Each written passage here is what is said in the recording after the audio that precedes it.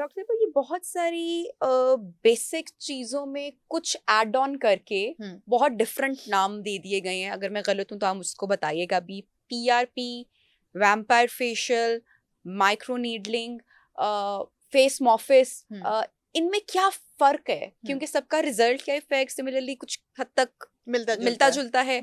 Business आप इसे कहेंगी, जब इफेक्ट सेम है तो डिफरेंट ट्रीटमेंट्स को और फिर सबके पैकेजेस भी डिफरेंट है। इसको थोड़ा सा हमारे देखने वालों के लिए आसान एक्सप्लेन करें, और किसके लिए अगेन क्या है ये जानना समझना बहुत जरूरी है। बिल्कुल ऐसे ये देखिए, पीआरपी पहले से शुरू करते हैं। PRP it's like plasma rich platelets, ठीक है। ये बेसिकली क्या होता है, ऐसे प्लेटिलेट्स होते हैं जिनमें प्लाज्मा होता है बहुत ज़्यादा, आप ही के ब्लड से ड्रॉ किया जाता है।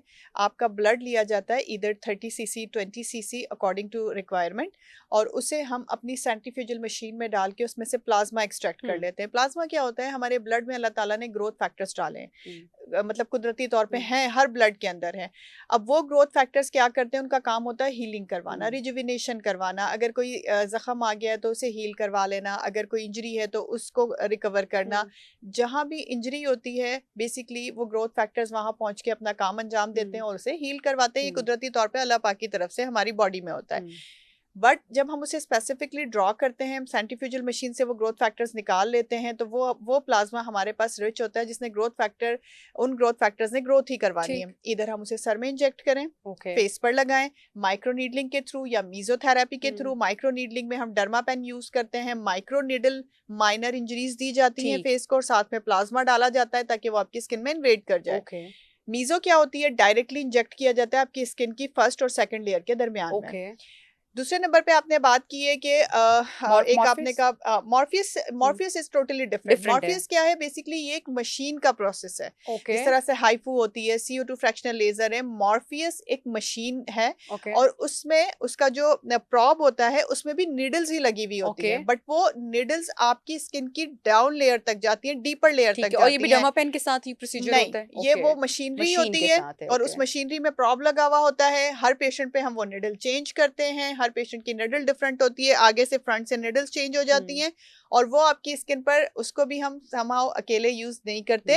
उसके लिए कभी हम प्लाज्मा लेते हैं, वही जैसे मैंने अभी बताया पीआरपी का, उससे रिजल्ट मजीद इनहेंस होते हैं। उसका काम भी क्या है कि वो आपकी स्किन की डीपर लेयर तक, जब हम इंजरी देते हैं तो हीलिंग की वजह से आपकी स्किन की डीपर लेयर तक जो है वो बहुत अच्छी हील हो जाती है, और वहां पर ग्रोथ स्टार्ट हो जाती है। और ये विद लेजर होता है? विद लेजर होता है, ये विद लेजर होता है। जैसे हम एक RF माइक्रो नीडलिंग भी एक मशीन के थ्रू यू आ जाता है, उसमें भी हम यही करते हैं। उसमें भी जिस तरह से मॉर्फियस 8 में आगे प्रॉब लगी हुई होती है, RF माइक्रो नीडलिंग भी यही, रेडियो फ्रीक्वेंसी माइक्रो नीडलिंग।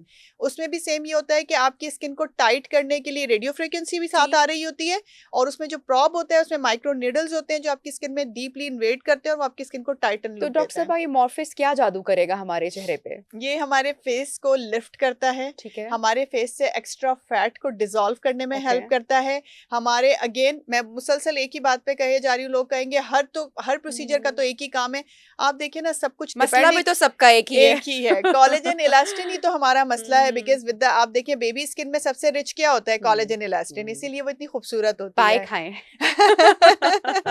पाए खाएं, बिल्कुल, ये अच्छा टोटका है, होम रेमेडी। सो आप ये देखें कि वो कहीं ना कहीं इंजरी दे के आपकी स्किन में वो जो गैप आ गया, जिसकी वजह से लिगामेंट लूज कर गए, आपकी स्किन सैग कर गई है, उसे वो टाइट करता है। इलास्टिन कोलेजन क्या करेगा कि जो आपकी स्किन के दरमियान में जो मसल्स के बाद और जो फैट के दरमियान में गैप है उसे फिल करके आपकी स्किन को टाइटन लुक दे देता है।